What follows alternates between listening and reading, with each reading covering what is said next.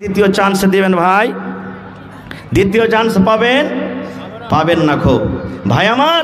তাহলে কিয়ামতের দিন কি কি প্রশ্ন হবে?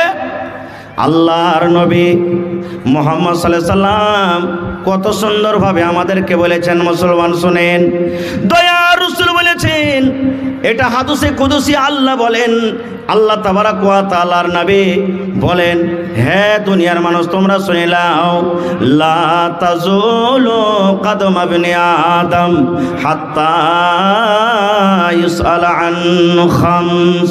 ওরে সুবহানাল্লাহ, নবীজি 1400 বছর আগে এলান করে দিয়েছেন, আরে ইবনে আদম, আদমের বেটা বেটি তোমরা শুনে নাও, কিয়ামতের দিন আল্লাহ রাব্বুল আলামিন 5খানা মানুষকে প্রশ্ন করবে।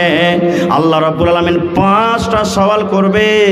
আল্লাহ রাসূল বলেছেন, উম্মত ইবনে আদমের এক পা আগে বাড়বে না, ইবনে আদমের এক পা পিছে উঠবে না, আদম সন্তানের এক পা ডান দিকে উঠবে না, আদম সন্তানের এক পা বাম দিকে উঠবে না। মানুষ ইচ্ছা করে তো আগে কিংবা পিছনে কিংবা ডান দিকে বাম দিকে উঠতে পারবে না। কতক্ষণ পারবে না?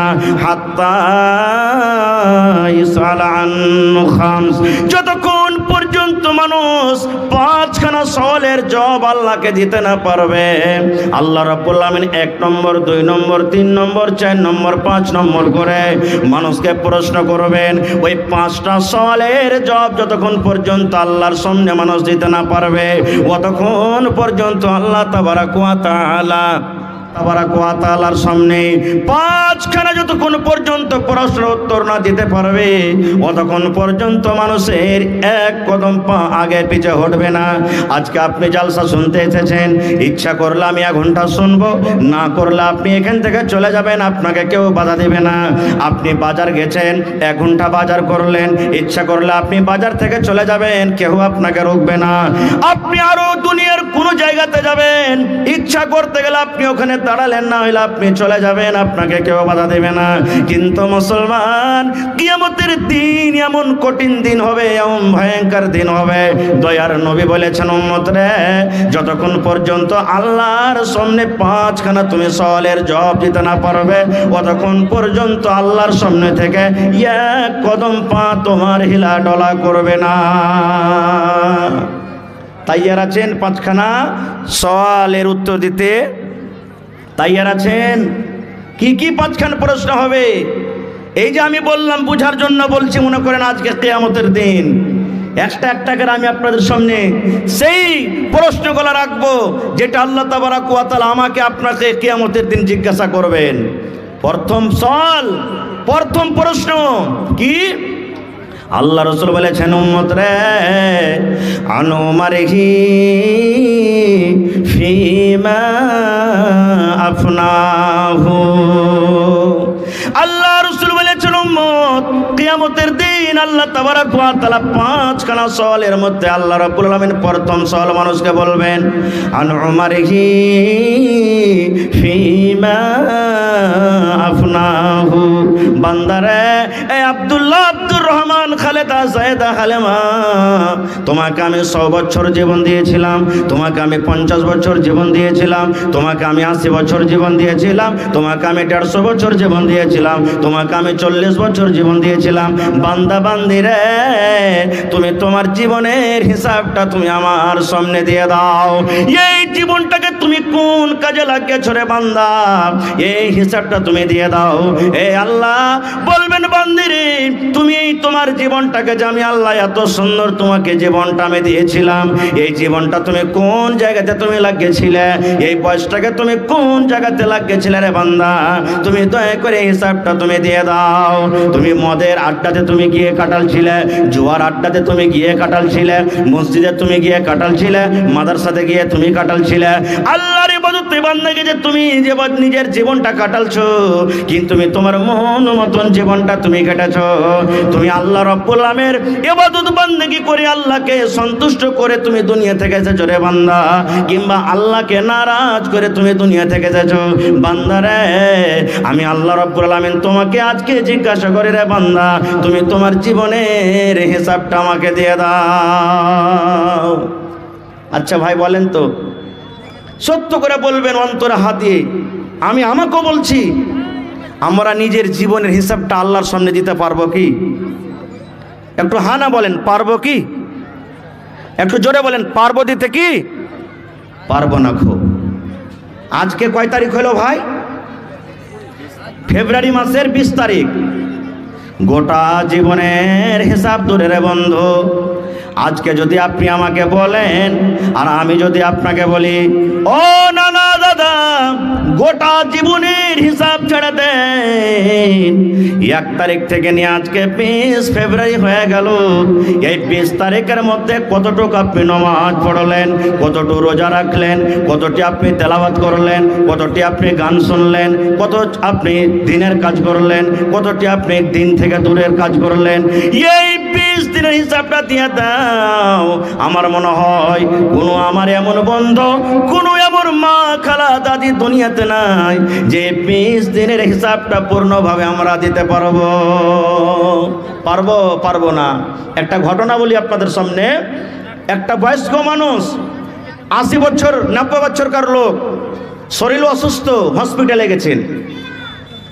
যারা এমার্জেন্সি পেশেন্ট থাকছে তারাকে আইসিইউতে ভর্তি করে, শ্বাস নিতে অসুবিধে, শ্বাস নিতে পারে না, তখন ওকে আইসিইউতে ভর্তি করে, নাকে অক্সিজেন লাগা হয়। এটা জানছেন আপনারা না? করোনার টাইমে অক্সিজেন খুঁজে পাওয়া যাচ্ছিল না খুব। তো যারা আইসিইউতে ভর্তি থাকে ওর বিল বেশি, টাকা বেশি বনে, ওখানে এমার্জেন্সি পেশেন্টকে রাখা হয়। এক 80 বছরকার বুড়া, ওকে এমার্জেন্সি পেশেন্ট, শ্বাস নিতে অসুবিধা, শ্বাস নিতে পারে না, আইসিইউতে ভর্তি করে রেখেছে। ধরেন আজকে বেলা 4টার সময়তে ঢুকলো, ঠিক সকালবেলা 8টাতে ওকে বের করে দেওয়া হলো, বাবজি আপনি এখন ভালো হয়ে গেছেন, আপনি এখন বাড়ি যেতে পারেন, ডাক্তার সাহেব ছুটি দিয়ে দিলেন। এবার ওই বয়স্ক লোকটা বলছেন, পেশেন্ট, ডাক্তার বাবু আমার বিল কত বললো? এবার ডাক্তার সাহেব বলছেন যে বাবজি এই আইসিইউ একটু, এই হসপিটালের চার্জটা একটু কড়া, তো আপনি 4টাতে ঢুকেছেন, আজকে সকাল 8টাতে বের হলেন, তো মোটামুটি 12,000 টাকা দিলে আপনার হয়ে যাবে।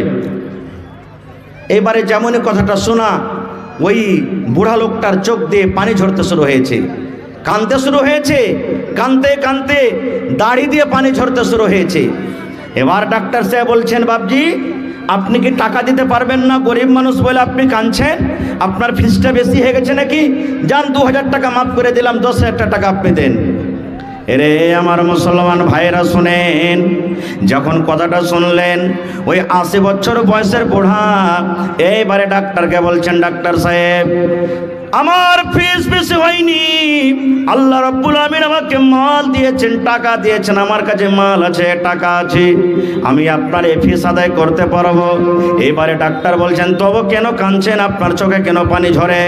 এইবারে ওই বয়স্ক মানুষটা বলছেন, ডাক্তার সাহেব এই জন্য আমি কান্দি, এই জন্য আমার চোখ দিয়ে পানি ঝরে, আজকে সামান্য একটা অক্সিজেন নিতে আমার অসুবিধা হচ্ছিল, শ্বাসটা নেওয়ার জন্য আমি আপনার হসপিটালে এসেছি, অক্সিজেন আমার লাখে লাখে রাখলেন, এই 8 ঘন্টা 10 ঘন্টা 12 ঘন্টা আপনার হসপিটালে আমি থাকলাম, সামান্য এই শ্বাসের মেশিনটা আমার নাকে আপনি লাগিয়ে রাখলেন, মুখে লাগিয়ে রাখলেন, তার যদি 12,000 টাকা হয়, এই 12 ঘন্টা 14 ঘন্টাতে যদি আমাকে শুধু শ্বাসের হিসাবটা দিতে 12,000 টাকা আদায় করতে হয়। ডাক্তার সাহেব যেদিন থেকে আমি দুনিয়াতে জন্ম নিয়েছি, যেদিন থেকে আমি দুনিয়াতে এসেছি, সেদিন থেকে নিয়ে আজকে আমার বয়স 80 বছর হয়ে গেল। আরে দুনিয়াতে আমি 80 বছর সময় কাটিয়ে দিলাম, কোনোদিন আল্লাহ রাব্বুল আমিন আমার কাছে 1 টাকা চাইনি। কত আমি দুনিয়াতে অক্সিজেন নিয়েছি, আমি আল্লাহর দেওয়া অক্সিজেন ভিতরে নিয়েছি, কোনোদিন আল্লাহ রাব্বুল আমিন আমার কাছে 1 টাকা চাইনি। ডাক্তার বাবু হাতের হিসাব থাক, পায়ের হিসাব থাক, চোখের হিসাব থাক, গোটা বোর্ডের হিসাব থাক, আল্লাহ রাব্বুল আলামিন যদি কিয়ামতের দিন আমাকে একটাই প্রশ্ন করে, বান্দারে আমি তোমাকে 80 বছর বয়স দিয়েছিলাম রে বান্দা, এই 80 বছর বয়সে তুমি আমার অক্সিজেন নিয়েছো, এই 80 বছর বয়সে তোমাকে দুনিয়াতে আমি অক্সিজেন দিয়েছিলাম, শুধু এই 80 বছর বয়সের তুমি অক্সিজেনের হিসাবটা দিয়ে দাও। ডাক্তার বাবু যদি আমাকে এক রাতে 12,000 টাকা আদায় করতে হয়, তাহলে 80,000টা 80 বছর বয়সে আছে, আল্লাহ রাব্বুল আলামিনের সামনে কত টাকা আমাকে আদায় করতে হবে। এই জন্য আমি কান্দি, এই জন্য কান্দি ডাক্তার বাবু, এই জন্য আমি আল্লাহ তাবারক ওয়া তাআলার আমি শুকরিয়া আদায় করি যে আল্লাহ তাবারক ওয়া তাআলা অক্সিজেন কত বড় নিয়ামত আমাদেরকে দান করেছেন। বন্ধুরে, আল্লাহ রাব্বুল আলামিন কোরআন মাজিদে বলেন, এই আয়াতটা আমাদের সকলের মুখস্থ আছে।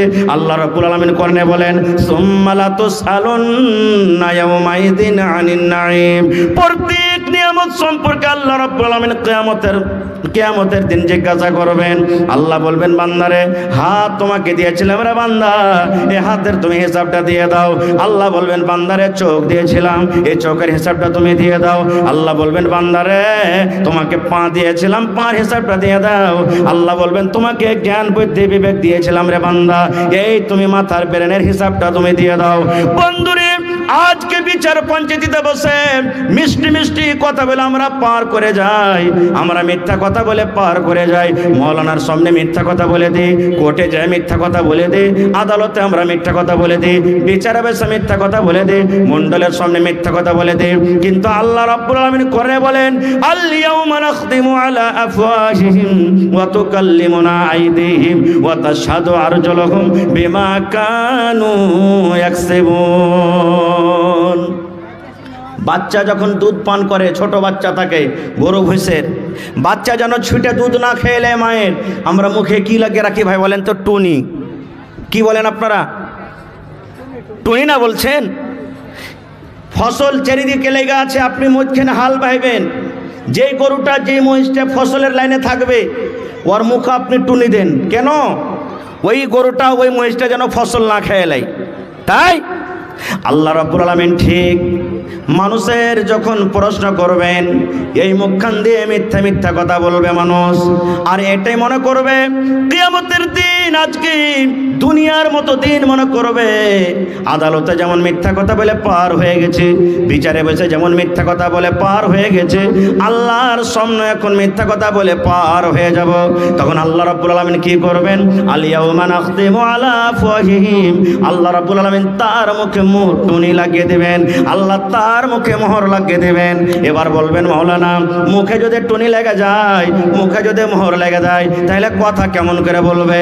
আল্লাহ বলেন, বান্দারে তোমার কথা বলবে হাতে, হাতে কথা বলবে, হাত কথা বলবে, হাতে কথা বলবে। কেমন করে কথা বলবে?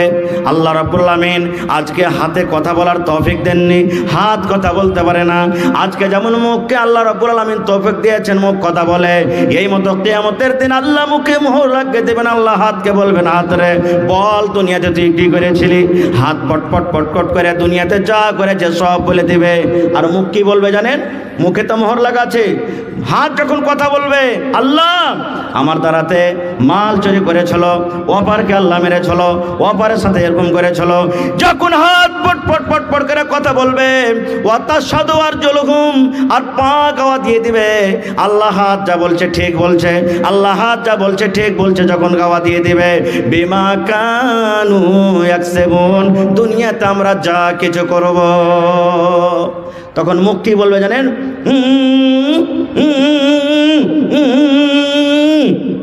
মানে মুখ এটা কথা বলতে চাইছে, রে হাত তুই তো আমারই, তুই কেন আমার বিপক্ষে কথা বলছিস, আমার বিরুদ্ধে কথা বলছিস? এরে পা তুই কেন গাওয়া দিচ্ছিস, সাক্ষ্য দিচ্ছিস তুই যে আমারই? বন্ধুরে, যেই মেয়ের জন্য, যে ছেলের জন্য, যে বিবির জন্য, যে দুনিয়াদারিতে পড়ে আমরা সব কিছু ভুলে থাকি, সেই মেয়ে ছেলে দূরের কথা, নিজের হাত পা খানটা চোটাও নিজের হবে না। তাহলে বন্ধুগণ, কিয়ামতের দিন প্রথম সওয়াল আল্লাহ তাবারক ওয়া তাআলা করবেন, বান্দা তুমি তোমার জীবনের হিসাবটা দিয়ে দাও। 2 নম্বরে আল্লাহ রাসূল সাল্লাল্লাহু আলাইহি ওয়াসাল্লাম বলেছেন, আল্লাহ তাবারক ওয়া তাআলা 2 নম্বরে বান্দাকে বলবেন, ওয়া আন শাবাবিহি ফিমা আবলাহু, আল্লাহ বলবেন, বান্দারে তুমি জীবনের হিসাব দিতে পারলে না রে বান্দা। তুমি 60 বছর তোমাকে জীবন দিয়েছিলাম, 80 বছর তোমাকে জীবন দিয়েছিলাম, তোমাকে 100 বছর জীবন দিয়েছিলাম রে বান্দা, তুমি জীবনের হিসাবটা দিতে পারলে না। বান্দারে তুমি তোমার যৌবন কালের হিসাবটা দিয়ে দাও। এই যে আমি আল্লাহ রাব্বুল আমিন 20 থেকে নিয়ে 40 বছরকার মধ্যখানে তোমাকে আমি একটা যৌবন কাল দিয়েছিলাম, তোমাকে আমি একটা জওয়ানি কাল দিয়েছিলাম, তোমাকে আমি একটা জওয়ানি বয়স দিয়েছিলাম। বান্দারে তুমি তোমার এই যৌবন কালের হিসাবটা তুমি দিয়ে দাও। বান্দা এই যৌবন কালের তুমি হিসাবটা দিয়ে দাও। এই যৌবন কালটা তুমি কোন কাজে তুমি কাটিয়েছো? তো আল্লাহ তাবারাক ওয়া তাআলা মানুষকে যৌবন কাল সম্পর্কে জিজ্ঞাসা করবেন। মানুষ, তোমাকে আমি একটা জওয়ানি বয়স দিয়েছিলাম, এই জওয়ানি কালটা তুমি কোন জায়গাতে কাটালছো? হায় রে যুবক, এই যুবক ভাই, আজকে আপনারা মেলাতে ঠেলাতে ঘুরছেন আর আপনারা বলছেন আরে এখনো বয়স অনেক আছে, বুড়াবো তখন দেখবো, বুড়াবো তখন আমরা ইবাদত করব। কিন্তু বান্দারে আমার উলামায়ে কেরাম বসে আছেন, জিজ্ঞাসা করবেন আল্লাহ রাসূলের হাদিস, বয়স্ক কালের ইবাদত থেকে জওয়ানি কালের ইবাদতটা আল্লাহ তাবারাক ওয়া তাআলার কাছে বেশি প্রিয়, ভালোবাসা। শুধু তা নয়, আল্লাহ রাসূল সাল্লাল্লাহু আলাইহি ওয়াসাল্লাম কিয়ামত সম্পর্কে অন্য জায়গাতে হাদিসে বলেছেন, ওই কিয়ামতের দিন যেদিন আল্লাহ রাব্বুল আলামিন আরশ ছাড়া কোনো ছায়া থাকবে না, আসমান থাকবে না, হে বন্ধুরে সেদিন ঘর বাড়ি কোনো জায়গা থাকবে না, মাথার উপরে পেন্ডাল আছে কোনো পেন্ডাল থাকবে না। আল্লাহ রাব্বুল আলামিনের এই যে সূর্য দেখছেন মাথার উপরে এত উঁচাতে সূর্য আছে, কিন্তু কিয়ামতের দিন 1 মাইল উঁচাতে মর্যসূত্র থাকবে। ওই কিয়ামতের দিন আল্লাহ রাসূল বলেছেন, বান্দারে এ আমার উম্মতের দল, ওই কিয়ামতের দিন আল্লাহ রাব্বুল আলামিন 7 প্রকারের আমল দুনিয়াতে যারা করবে, যে মানুষ যে লোকেরা যে আল্লাহর বান্দা বান্দে 7 রকম কাজ করবে, আল্লাহ তাবারাক ওয়া তাআলা ওই কিয়ামতের দিন নিজের আরশের তলাতে জায়গা দেবেন। ওই 7 প্রকারের মধ্যে একটা আমল হলো ওয়াশাবুন নাশা ফি ইবাদাতিল্লাহ। ওই আল্লাহ রাসূল বলেছেন উম্মত 7 প্রকারের মধ্যে এক প্রকার আমল হলো আল্লাহ রাব্বুল আলামিন ওই যুবককে নওজওয়ানকে আল্লাহ কিয়ামতের দিন ডাকবেন, আর ডাকা পর বলবেন, যুবক রে তুমি তোমার যৌবন কাল একমাত্র আল্লাহ ইবাদত বান্দিগিতে তুমি কাটিয়েছো। এ যুবক, আমি আল্লাহ রাব্বুল আলামিন বলি এসো এসো এসো এসো, তুমি আমার আরশের তলাতে জায়গা নিয়ে নাও। কিন্তু হায়রে আল্লাহ, হায়রে আফসোস, আজকে আমার যুবকেরা কোথায় গেছে, কিভাবে নিজের জীবনটা কাটছে আপনারা চোখে চোখে দেখতে পাচ্ছেন। ভাই ভাই আমার সময় আমার শেষ হতে আসছে। 3 নম্বরে আল্লাহ তাবারাক ওয়া তাআলা প্রশ্ন করবেন, বান্দা তোমাকে মাল দিয়েছিলাম আমি, 10 বিঘা 15 বিঘা 18 বিঘা জমির মালিক ছিলে তুমি, 2 তলা 5 তলা তুমি বিল্ডিং করেছিলে, 8-10 জোড়া তোমার গরু বান্ধা ছিল, গাড়ি ঘোড়া তোমার বাড়িতে ছিল, ট্রাক্টর বোলেরো স্করপিও তুমি মালিক ছিলে। বান্দারে একটু তুমি এই প্রশ্নের উত্তর দিয়ে দাও, যে এই মালগুলা তুমি কিভাবে তুমি জোগাড় করেছিলে, মালগুলা তুমি কিভাবে জমা করেছিলে? এই আমার বান্দা, তুমি আমার দরবারে আজকে প্রশ্নের উত্তর দাও, এই মাল তুমি কিভাবে জমা করেছিলে? আজকে আমরা মাল কিভাবে জমা করছি ভাই জানতে পারছি, জায়েজ না জায়েজ, হালাল হারাম কিছুই আমরা বুঝাবুঝি করি না। আমাদের একটাই উদ্দেশ্য, আমার কাছে মাল আসো।